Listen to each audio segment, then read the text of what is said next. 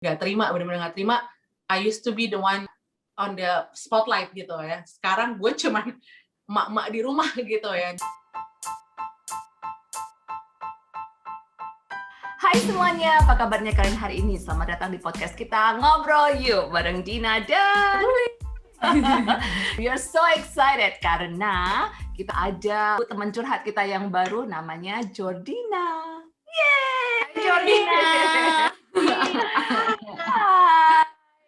Oke, Jordina ini teman kita yang ada di Vancouver, di Kanada juga. Kita kenalan, and then kita ngobrol-ngobrol, and then kita curhat-curhat. Terus akhirnya kita ajakin dia, yuk ngobrol yuk di Ngobrol Yuk Moms Podcast. Iya, karena kebetulan pas banget sama tema kita yang mendukung kesehatan mental bulan ini. Sebelum kita cerita tanya-tanya lagi, tanya-tanya lebih dalam lagi, kita mau kenalan dulu. Oke, Jordina silahkan kenalkan diri Anda.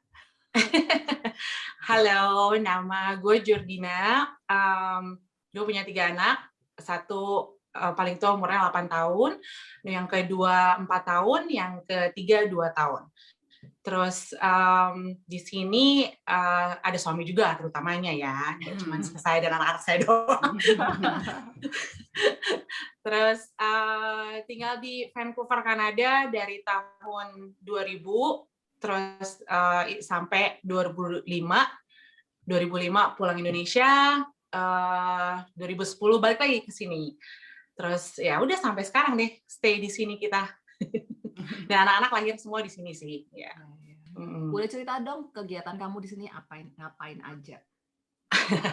Iya, selain ibu, ya seorang ibu, terus karena dan kebetulan ada bisnis buka daycare di rumah, jadi masih home base family child care gitu, yang bisa care-nya sampai maksimum 8 anak. Terus habis itu ada another side job yaitu cleaning company juga yang running bareng sama suami. Terus ya udah ngurus anak sih terakhir, paling ya ngobrol-ngobrol dengan para ibu-ibu yang lain. Apa bedanya home daycare sama daycare biasa? Kalau home daycare itu ya itu paling maksimum itu 8 anak doang dibolehin ya. Like doesn't matter how big is your house. Karena mereka maunya, karena since kita itu build-nya di residence, jadi harus jaga juga neighborhood, harus jaga juga traffic-nya, jangan sampai terlalu overwhelm kan ke para neighborhood gitu. Kalau grup daycare itu ya bisa maksimum kan bisa sampai 30 anak, bisa sampai bahkan kalau dia big daycare bisa sampai 100 anak gitu. Wow. Home jadi lebih mungkin ngerasa kayak lebih family gitu sih, maksudnya lebih warm, lebih ngerasa di rumah, dan juga anak-anaknya kan juga ngerasa kayak oh gue cuman kayak ke rumah orang doang nih gitu, nggak ke school, karena ada certain anak itu yang ternyata lebih comfortable di small setting dan the big setting gitu. Kenapa bisnis lo tuh daycare? Itu emang agak lucu sih ceritanya. Jadi dulu gue waktu kesini pertama kali sini, gue sekolahnya itu sebenarnya makeup sama fashion kan. Terus gue pulang Indo tuh yang 2005 dan I cannot find a job. Lalu ada temennya nyokap punya anak sekolah di dia ngajar di JIS, Jakarta International School gitu. Dia cuma bilang, lo kan dari Kanada, udah lo ngajar, mau nggak jadi guru TK gitu. Lo bisa bahasa Inggris kan, maksudnya dari Kanada pasti bisa bahasa Inggris katanya, jadi guru TK. Tapi gue nggak ada experience sama sekali, gue bilang gitu. No, it's okay, yang penting lo bisa bahasa Inggris, udahlah masuk aja gitu. Ya udah, karena udah desperate, nggak nganggur gitu di Indonesia, udah bikin kesel gitu, ya udah akhirnya udahlah masuk aja lah gitu. Padahal dulu tuh di sini ditawarin jadi Sunday school teacher aja nggak mau gue, kayak nggak mau Sunday school teacher gitu, nggak mau gitu, maksudnya kayak nggak pede dan juga nggak mau kayak berhandle sama anak kan gitu. Itu by the time kan belum nikah. Terus ya udah awalnya dari jadi teacher di Indonesia, kok lama-lama kayak ngerasain enak ya gitu, kayak enjoy gitu, kayak wow, this little creature itu ternyata bikin gue yang kayak how amazed you are gitu. Maksudnya lu tuh nggak cuman just a kid yang people say, oh you're a kid, but actually you're capable to do more gitu, like adult. Dia bisa accomplish anything gitu, dan gue cukup kayak seneng aja gitu dengan around mereka, karena mereka itu benar-benar pure. If I'm sad, I'm gonna cry gitu. If I'm hurt, I'm gonna hurt. But I'm happy that I'm happy gitu. Dan kalau apalagi terutama kayak yang gue senang banget itu adalah anak di mana dia menyayangi gurunya itu, dia benar-benar kayak, oh you're my teacher gitu, dia adore banget ke kita gitu, which is yang gue ngerasa kalau di field yang lain gue nggak dapet itu, apalagi kayak di waktu itu di fashion sama makeup industry nggak dapet kayak gitu, karena butuh banyak kayak effort buat kayak gitu. Dan akhirnya pas gue kesini, terus gue hamil, punya anak juga, ya udahlah gue end up-nya juga bakal, kalau nanti keluarnya gue bakal kerja di daycare orang lain gitu, jadi why don't I open my own gitu kan. Tapi it's a very brave decision ya, maksudnya kan kamu kesini sebagai new immigrants kan waktu itu, one of the new immigrants. Iya. Itu kan istilahnya kan kamu starting your own business ya, which is pastinya dealing sama marketing, orang-orang lokal kayak gitu. It was very brave of you. Sebenarnya agak nekat tepatnya, agak nekat. Terus karena orang tuh banyak yang waktu itu, jadi gue sebelum buka daycare gue kerja daycare sama orang gitu. Terus gue nanya-nanya sama mereka, how you open the daycare, how much money that I have to save gitu. Dan mereka memang langsung underestimate, kayak gue bilang, oh no, it's really hard, you have to spend this amount of money, ini bakal susah banget. Cuman gue semakin digituin, dia bisa, masa gue nggak bisa gitu loh. Jadi sejak itu gue benar-benar kayak udah nekat, oke, let's go. Dan husband gue juga kebetulan dia support gitu ya, you have to, let's go gitu. Jadi benar-benar dari awal itu kayak kita cari mainan aja yang gratisan, jadi benar-benar start dari zero kan soalnya gitu. Itu pas anak keberapa tuh, Din? Anak 1. Jadi emang waktu itu lagi anak nomor 1 itu baru umur 6 bulan. So now long story short, itu kan struggle-mu segala macam.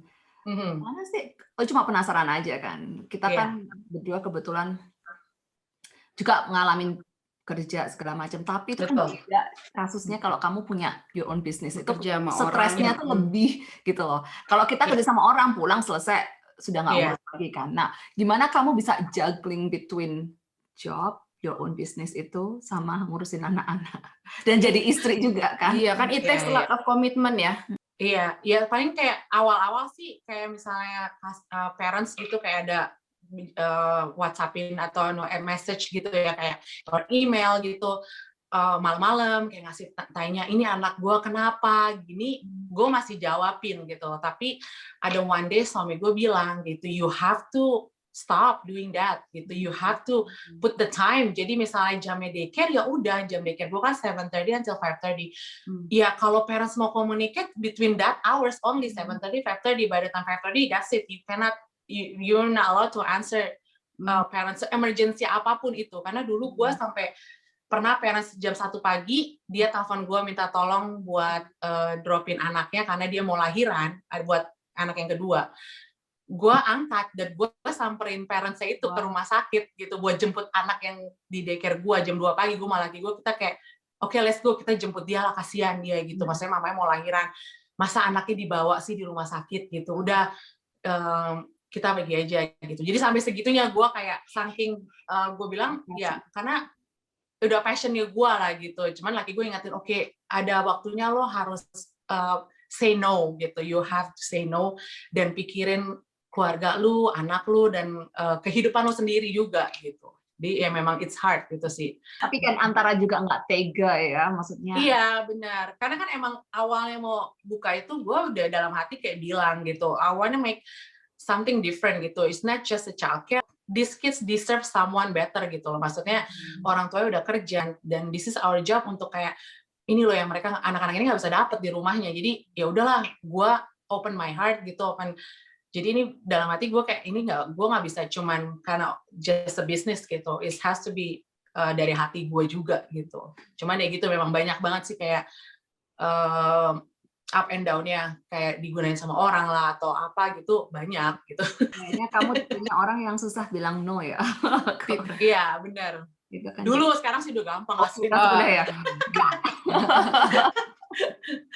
Tapi kalau bisa saya dengar nih, kayaknya kamu all out banget di rumah, di kerjaan. Pernah nggak sih lo tuh ngerasa lo tuh struggle banget, burn out, overwhelmed, atau mungkin like almost give up or anything like that? Pernah nggak sih kayak ada di momen itu? Oh ada banget, pernah banget. Maksudnya kayak sering banget tuh kayak gue ngerasa, aduh gue bosan deh kayak doing ini terus gitu, kayak working. Karena kan gue kerja di rumah gitu, dan I need adult conversation, karena gue selama ini kerja cuman conversation gue sama anak-anak gitu, nggak ada adult conversation ya kan. Jadi gue I miss that moment. Terus gue pengen banget kerja di luar gitu. Emang gue dapat opportunity itu karena gue harus gue sekolah lagi dan gue harus collecting hours. Jadi gue harus kerja di luar selama 3 bulan.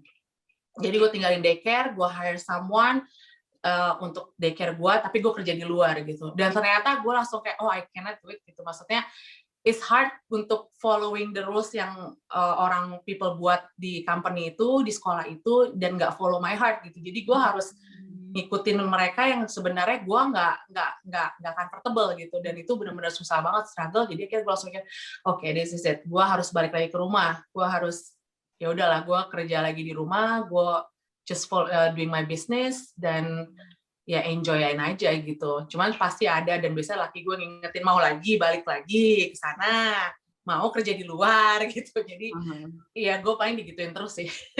Apa sih titik terendah kamu selama kamu hidup? Nggak, maksudnya terutama waktu kamu tinggal di Kanada ya, life harder, ketika lebih susah gitu loh ketika kita tuh keluar dari comfort zone-nya kita kan. Betul. Itu kamu pernah nggak ngerasain kayak yang titik terendah di hidup kamu? Iya, pernah sih waktu gue itu mesti nge-decide harus, gue pengen sekolah lagi kan. Jadi gue ngambil early childhood educator gitu. Itu gue masih ngambil yang part time padahal, karena gue tahu limit gue nggak akan bisa full time untuk komitmen sekolah. Jadi gue ngambil part time, jadi sekolah gue cuman, tapi part time jadinya 2 tahun. Jadi kalau full time setahun, ini jadi 2 tahun. Dan pas tahun kedua, we found out that gue pregnant, yang anak ketiga nih. Gue pregnant anak ketiga, kayak oke, what should I do gitu, karena ini gue hamil dan sekolah gue belum beres, dan gue nggak mau kayak ke-postpone. Dan akhirnya ya udah, pas waktu itu gue kehamilan gue itu 6 bulan, di mana gue harus praktikum itu, jadi bulan Januari, dan gue harus praktikum di sekolahan di daycare gitu, yang outdoor daycare. Jadi harus banyak kan spend time di outdoor gitu.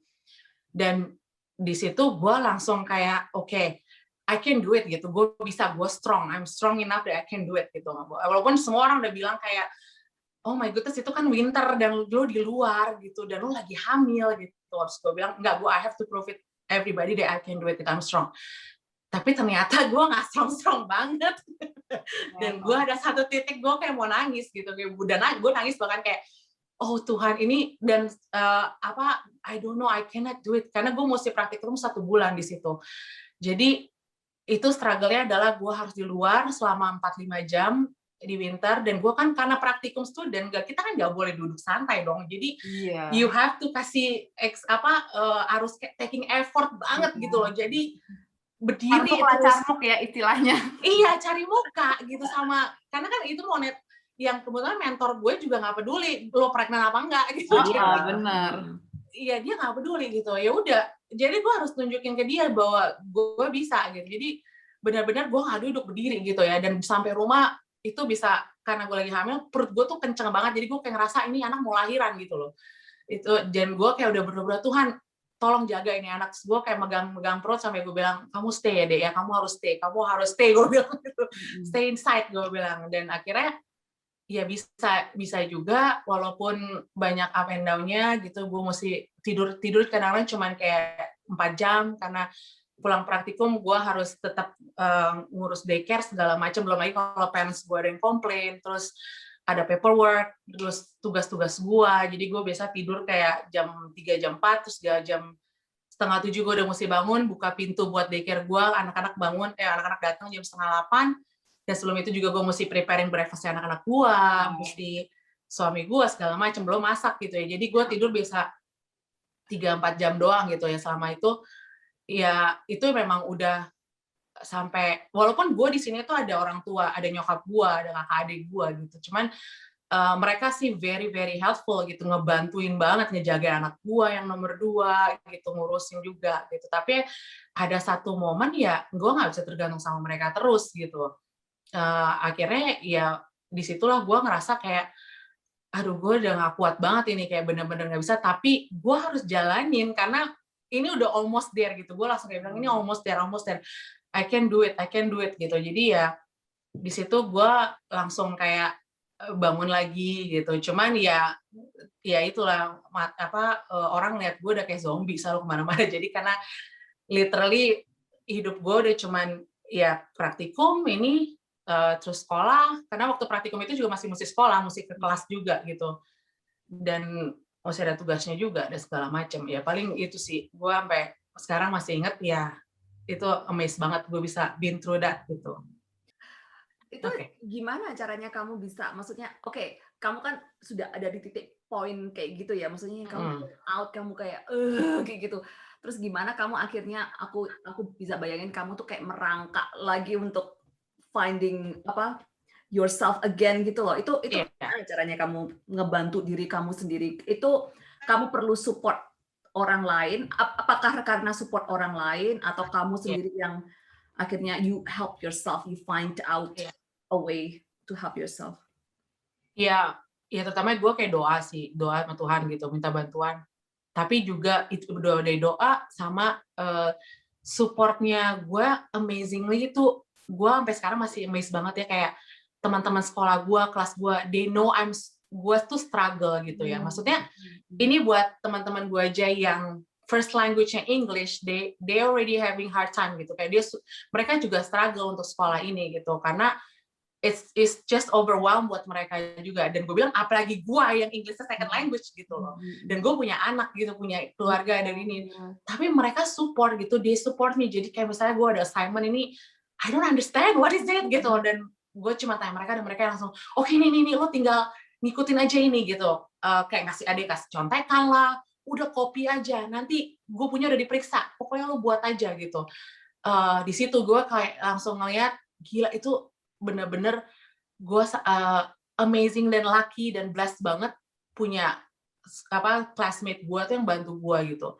Terus bukan hanya itu juga, kayak keluarga gue gitu ya, laki gue sih memang udah terutama nomor 1 lah, dia kayak bener-bener kayak say, pokoknya gue mesti apa, gue mau apa, gue mesti ngapain, ngurusin anak, dia hajar, dia pokoknya standby lah 24/7 buat gue gitu. Terus belum lagi kayak keluarga gue, adik gue, dia tahu gue tuh udah overwhelmed, dan gue tuh orangnya suka banget nonton konser musik gitu, karena itu hiburannya gue.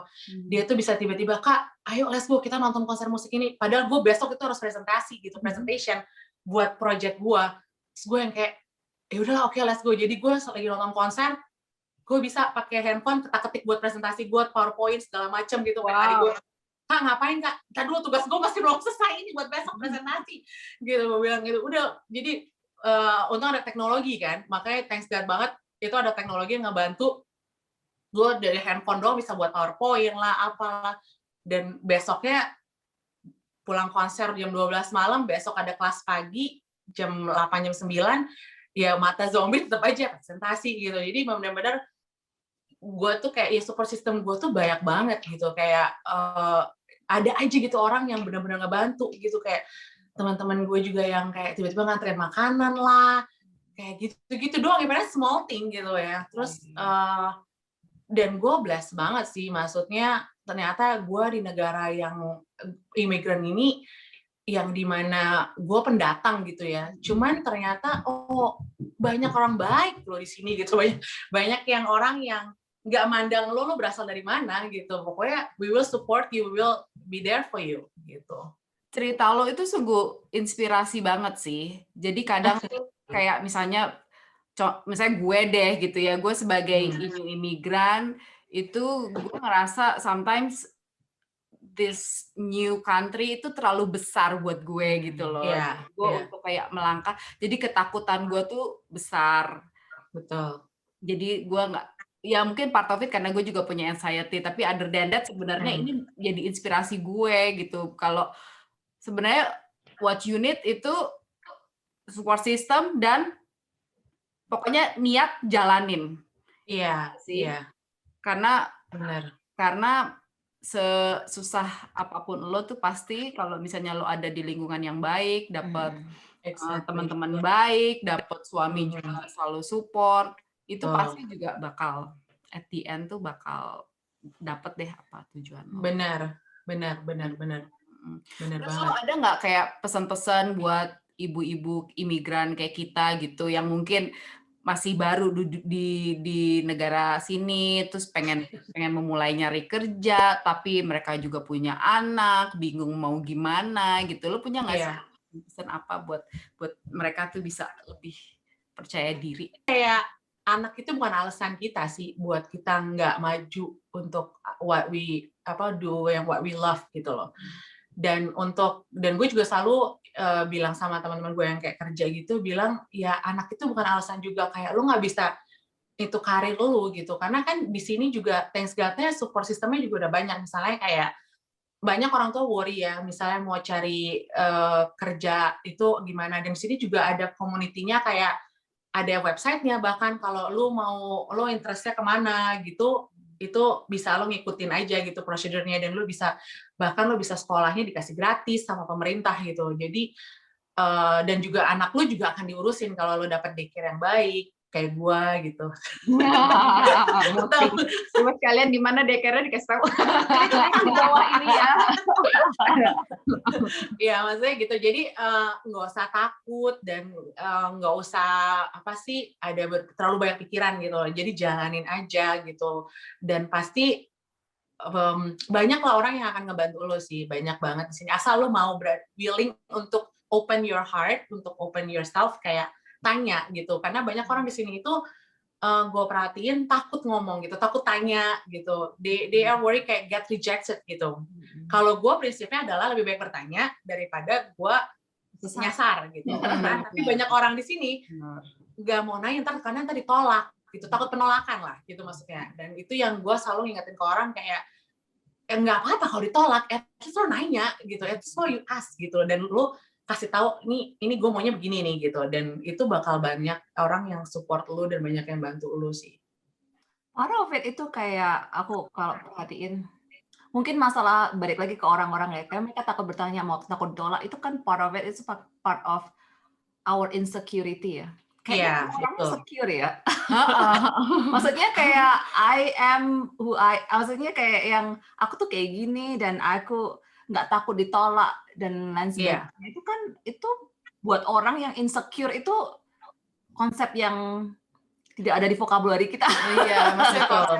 It is hard gitu memang. Masih terlihat mudah tapi sebenarnya sulit gitu loh. Betul banget. Karena adik gue tuh begitu. Kita traveling sama dia lebih baik nyasar daripada dia nanya. Dan gue opposite way gitu. Gue mendingan nanya. Dia ngerti nggak ngerti, pokoknya gue nanya dulu lah. Dia bakal nggak mau jawab pertanyaan gue tanya dulu, gue usaha dulu gitu. Tapi ya memang, ya again, setiap personality beda-beda, and that's why kita saling melengkapi each other gitu. Kalau semuanya orang kayak gue, nanti banyak nanya gitu. Tunjuk tangan terus deh kalau di kelas. Namanya Jordina ya? Tanya-tanya terus. Enggak. Balik lagi yang kayak dibilang sama si Ruli, si Uwi.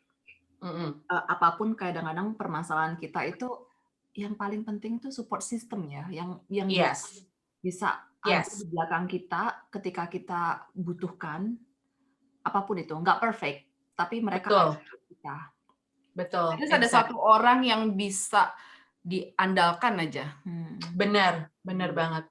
Iya, jadi gue waktu itu, gue masih sedikit kayak waktu gue yang hamil 6 bulan, itu Januari kan gue praktikum, Desember nih, itu Natalan kan, terus mau Natal bersama nih,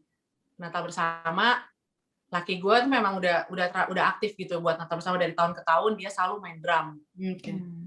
Dan again, ini kayaknya sih gue bilang hormon gue juga gitu, ngebawa ini, nge-build gitu ya.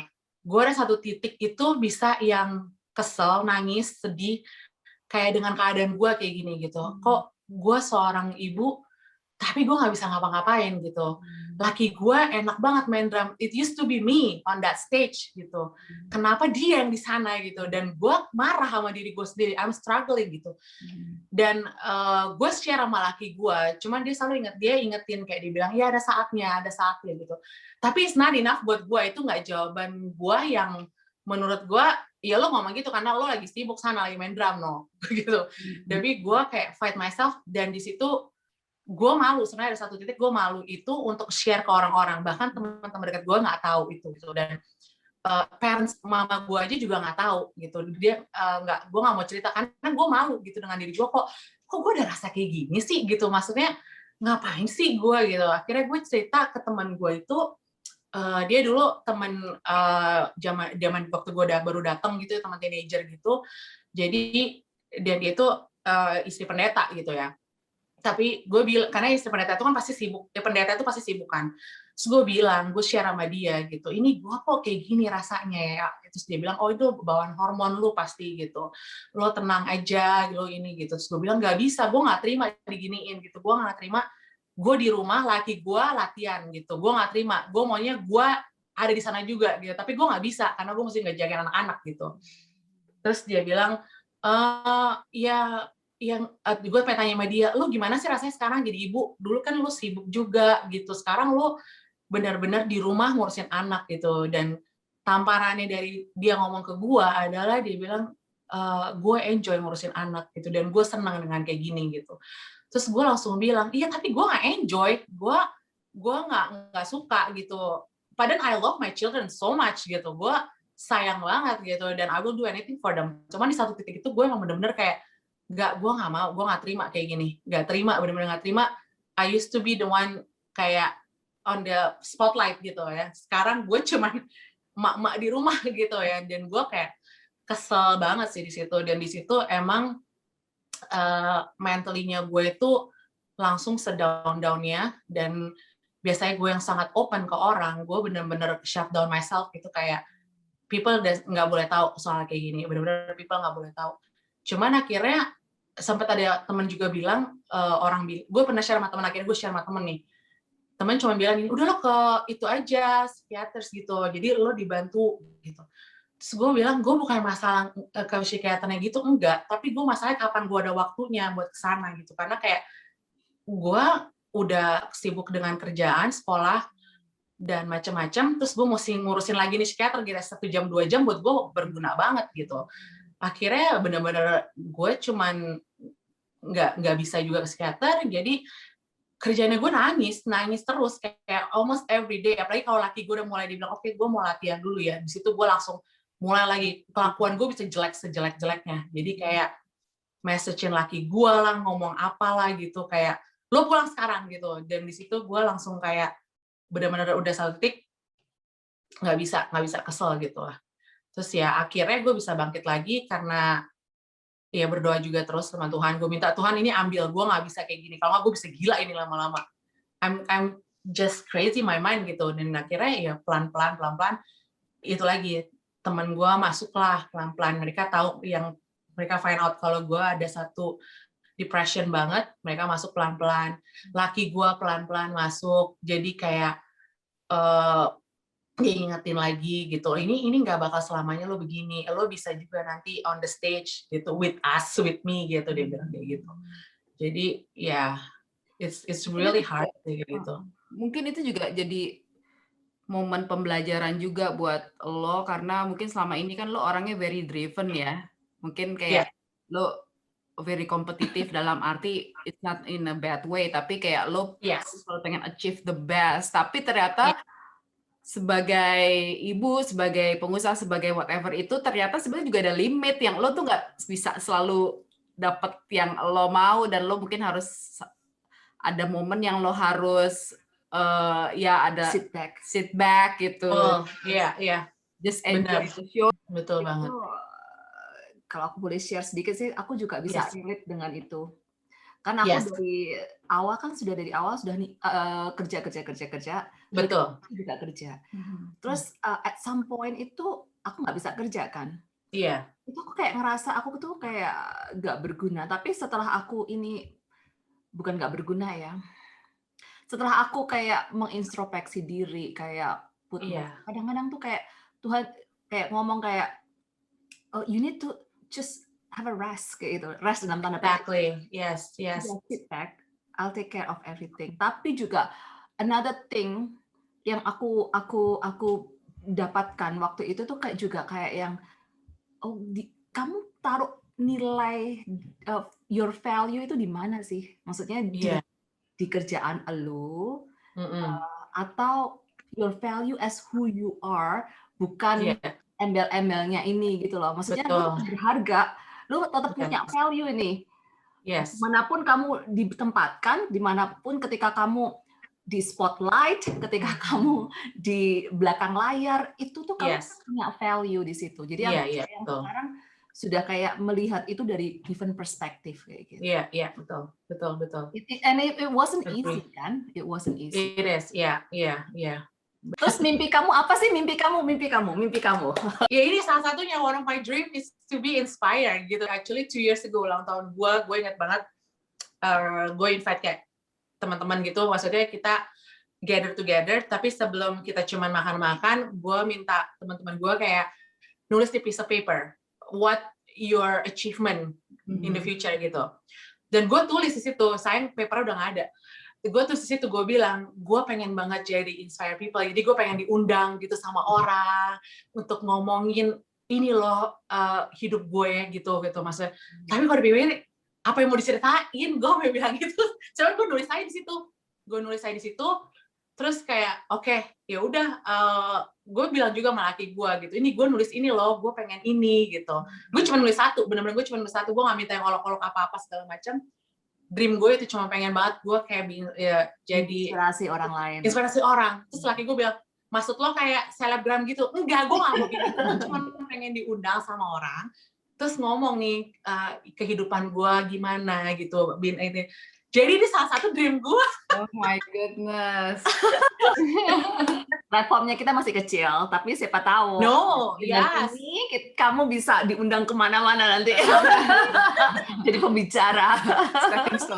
Stepping stone. Baby step. Dan juga kan lo juga bisa menjadi orang yang positif tergantung dari lingkungan siapa lo bermain juga kan. Jadi iya, betul.